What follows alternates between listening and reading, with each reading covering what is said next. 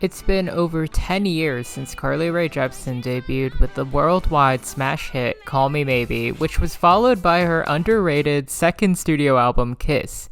If you told me a decade later that we would be waiting on pins and needles for her sixth album, I honestly would have been amazed. A cult pop legend in her own right, Jepsen has just released The Loneliest Time, which follows Dedicated and its side B record. It's her first record in 2 years, and honestly, it's been an insanely eclectic, unique record. It might be her most unique to date. Before I review the album in general, I'm going to talk about the singles that we got so far and my overall thoughts right before I get into what was a hit, what was a flop, and what honestly was kind of mid. Released back in May, Western Wind served as the first single off the record, and boy was it really different from everything Carly had given us before. Produced by Rostam, who produced Warm Blood from Emotion, this breezy track shies away from Carly's usual lamentations about boys, romance, and love, and touches on her longing for the past. True to the album title, Western Wind is actually about her loneliness, missing the people that she loves the most and how they're weirdly always with her. Do you feel home in all directions is probably my favorite line, and it touches on that idea very well. The guitar solo in the song is perfection. It's become a personal favorite of mine, especially since I've moved to LA. For Carly, it continues a thread that she started in LA Hallucinations and touched on in I Don't Hate California After All. Her next single was more of a mixed bag, and that's Beach House, which has grown on me, but I hated it for a while. This cheeky, playful track is a nice jab at modern dating, inspired by Carly's own mishaps getting invited over to a taken man's house in Malibu. I think it's well written, the melodies are pretty decent, but the presence of the male background vocals and the vibes of it all did not capture me on first listen. Of all of the tracks on the record, it's still the odd duck out, I will say. Her third single, Talking to Yourself, was a return to form. Fans of Emotion Side B and her synth pop works will adore this track. It's probably her least experimental track off the record, but God, is it her doing herself best. Relatable, repeatable, quintessential Carly. What a kiss-off anthem. The last single was the title track, The Loneliest Time, with Rufus Wainwright. Yes, that's the dude whose version of Hallelujah is on the Shrek soundtrack, but not in the actual movie itself. And this one has become one of my all-time favorite Carly tracks. It is disco pop perfection, the culmination of all of her eras. Every time I pick out my favorite part of the song, it changes. The lyrics drip with longing, sentimentality, and a musical theater flair that makes me want her to write a Tony-winning musical. It is just perfection. Title track worthy, all-time fave of mine, deserves to be a smash hit. I'm seeing it trend on TikTok, fingers crossed. Now for my overall thoughts on the album. This is probably the least cohesive album in Carly's discography. Unlike Emotion, Kiss, and Dedicated, which are more or less tied to genre and eras, this album is really tied together through its themes and its concepts about loneliness and solitude, but it definitely also spans many different genres. There's moments where I had whiplash going from mellow pop to Carly's trademark poptimism to disco back to soft R&B moments just moments after. The singles more or less hinted at that, but it's probably Carly's most multifaceted record to date. Do not come into this record expecting an Emotion or even a Dedicated. It will throw you off and it will harsh your vibe. Likewise, do not expect this to be an instant love record either. It's sort of her solar power, yet objectively better conceived and contextualized upon first listen. The Loneliest Time is definitely a solid attempt to stretch her soundscapes and evolve her sound lyrically and production-wise. There's no one dominant producer on this record to steer it. Carly is really the captain of the ship. If I had to put a label on this record, it's definitely a sophistopop record. For those of you who don't know what sophistopop is, it is a subgenre of new wave music that really started in the late 70s and early 80s, which explains why this record feels jazzy, soulful, yet poppy with a very rich production. Think of artists like Sade or Jessie Ware. This is kind of a cool space that Carly's been navigating for a few years, but she's never really dove into. In traditional Carly fashion, some of the bonus tracks absolutely eat up the standard tracks. For you astrology girls and gays out there, you're gonna love that she never lets it up that she's a Scorpio. She's always talking about it. For those of you fans who really did more in the Disco Sweat album, you're gonna love this record. There's parts of that record that are repurposed into future classics, but I'll talk about that later. Now I'm gonna go through my hits, my skips, my mids, and then give an overall score. Okay, so let's get into the hits. Surrender My Heart leaked a while back ago, and it sounds just like the demo, but cleaned up here and there. As an opener, it's a return to her synth pop vibes from Emotion, and the chorus is classic Carly. Carly's insanely good at flipping the script.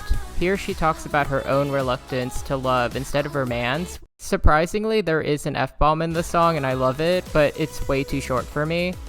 Joshua Tree really did not click with me at first, but once it did, it's become one of my favorites. It's just so funky and odd. Yet, that chorus is really pop heaven. The outro is so witchy and spellbinding. It's definitely a listen. Sideways, now this one was a standout for me. If you loved Everything He Needs, this is your new favorite. It's so city pop, up-tempo, clean production, optimistic. It's a love song, but from the perspective of someone who's admittedly codependent, yet self-aware enough to talk about it. It's very short, but God, is it a bop. Depending on your reading, it can actually be a really tragic song, or one about someone who's really holding on to the one bright spot in their life. Someone bully Carly into writing a musical. She knows how to write a story in a song. Bad Thing Twice is definitely for the girls who miss Emotion side B. The repetition of Skipper in the pre-chorus is addictive. That chorus is the one 2.0. Which automatically makes it one of my favorites. The background vocals are on point, but the only thing I have against it is that it made me want to stop listening to this record and put on her old music. Shooting Star is my absolute favorite off this entire album. It's the best song for me. Her vocal filter is giving Kylie. This is a disco pop classic. There's like 6 different hooks in the song. For you Disco Sweat believers, she actually recycles verses in the bridge and the outro from that demo. This is an all-time GOAT track for me. The chorus, the pre-chorus, they make it for me, but that bridge is everything.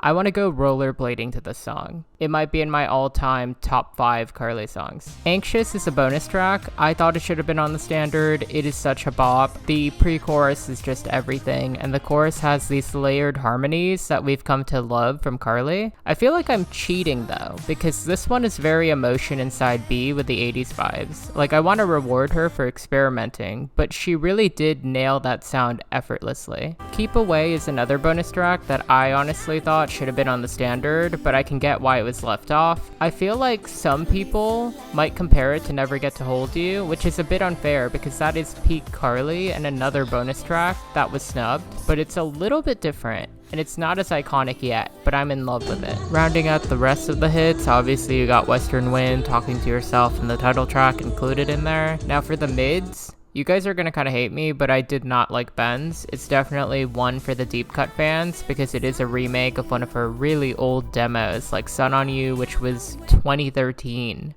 You know, it has the same chorus, but there are stronger verses. But then again, this is a track that really needs a bridge to support that final chorus.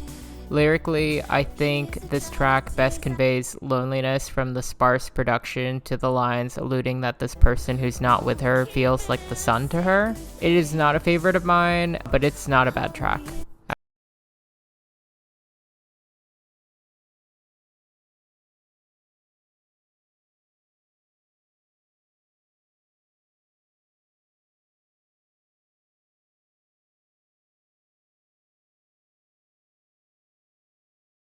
Breakfast, doing your chores kind of bop. You could argue that it is the worst song off the record, but it's really sweet. But again, you know, you could really argue that it's a skip.